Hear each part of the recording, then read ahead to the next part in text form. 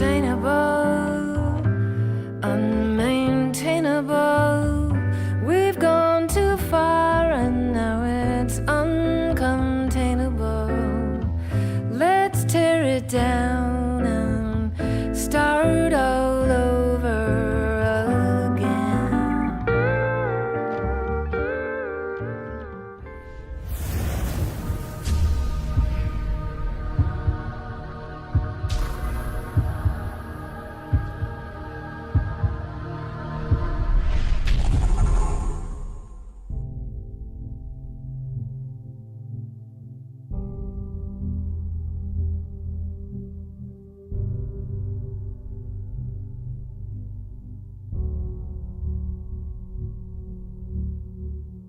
For 10,000 years, the six centers of civilization have waged war against our only home, mostly with axes and plows. Those are weapons, not tools, and no peace is possible until we lay them down. Life cannot exist without death, and we are all made possible by the dead body of another. It's not killing that's domination, it's agriculture. The foods that vegetarians say will save us are the foods that destroy the world. Agriculture is a war against the natural world. In very, very blunt terms, you take a piece of land, you clear every living thing off it, and I mean down to the bacteria, and then you plant it to human use.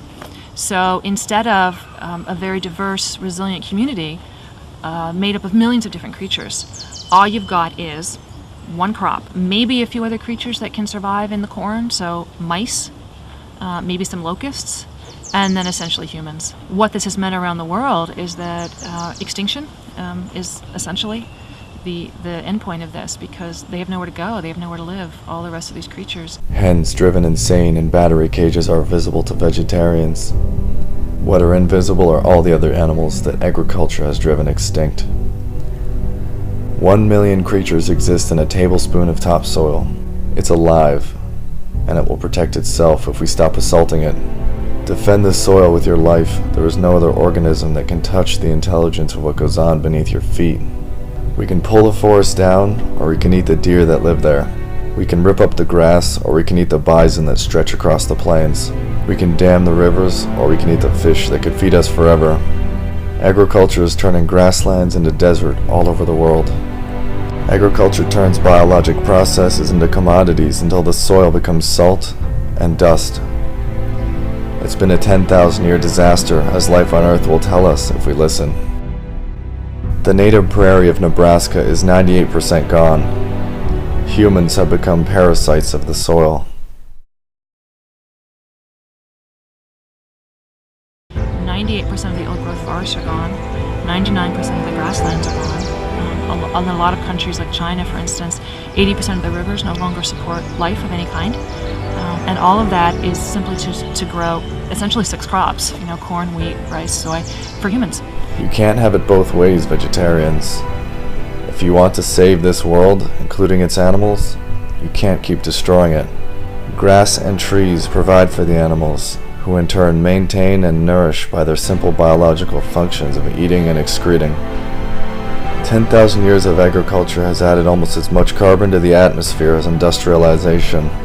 That is what your food, those oh-so eco-friendly grains and beans, has done.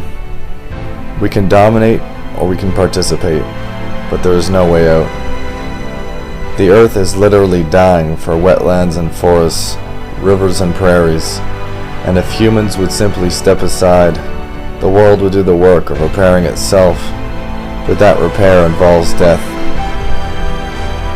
It means letting the beavers eat the trees, letting the wolves eat the beavers, and letting the soil eat us all.